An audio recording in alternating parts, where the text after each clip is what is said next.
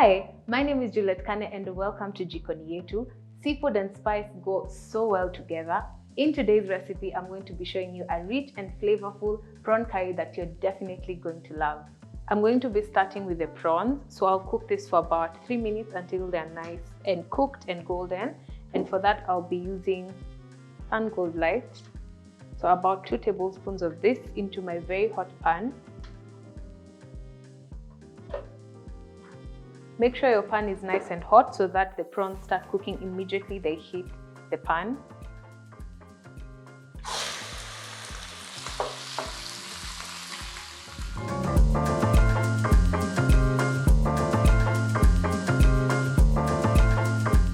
After about 3 to 5 minutes of cooking on high heat, our prawns are nice and pink and you can see a bit of brown.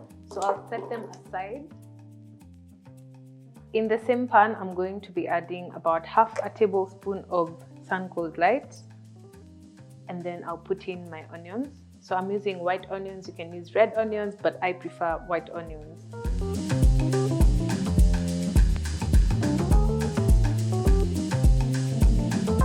Let the onions cook until they're nice and translucent before adding in the ginger and garlic. Next in ginger and garlic, about 2 tablespoons. Cook the ginger and garlic for about 2 minutes until it's nice and fragrant.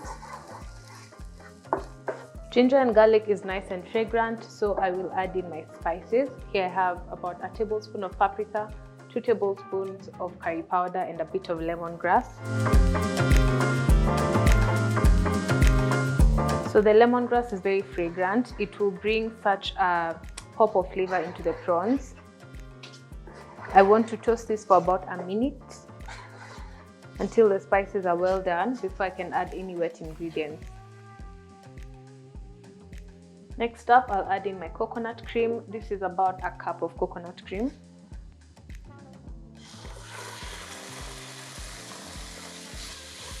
And to follow that up, about 2 cups of water.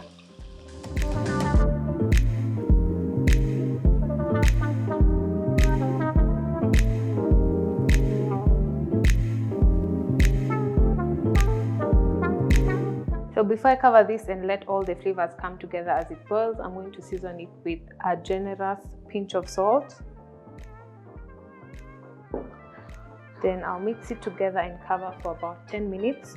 This will thicken up and all the flavors will combine. Then we'll come back and add in the prawns. After about 10 minutes, our curry is nice and thick. If you like it thinner, you can just add a bit of water, but I like mine thick. And before you add in the prawns, make sure you remove your lemongrass because you don't want it to annoy you while you're eating. Set the lemongrass aside and then add in your prawns. Remember, your prawns are already cooked, so you don't really need to have them on the heat for too long. About 2 minutes for them to merge into the curry flavors will be enough. I'll be adding in some chili. If you like the heat, add some more chili. If you don't like it, then you can reduce the amount of chili.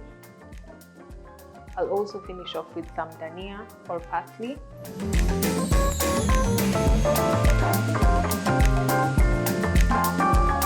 And finally, a squeeze of lemon just to make the seafood flavors a bit more lively.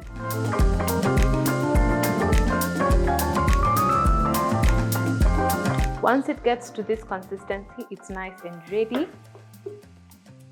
And there you have it, your lemongrass prawn curry. It's ready to be served with some rice or some ugali or some naan, and this is so good. When I think of seafood, when I think of coconuts, I think about the coast. So you should definitely try out this coast-inspired dish.